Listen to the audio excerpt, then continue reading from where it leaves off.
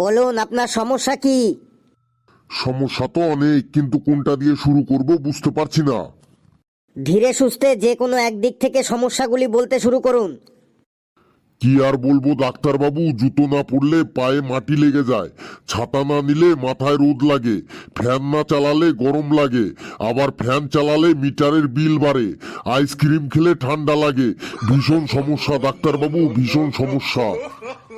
আপনার সমস্যা মেটানোর জন্য যে ডিগ্রির দরকার সে ডিগ্রি আমার কাছে নেই।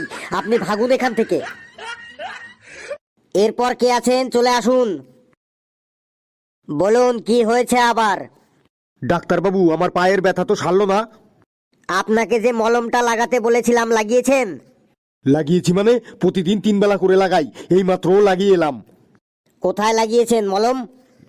কেন, ওই আম গাছে। আপনি তো বলেছিলেন যে জায়গায় আমার ব্যথা লেগেছে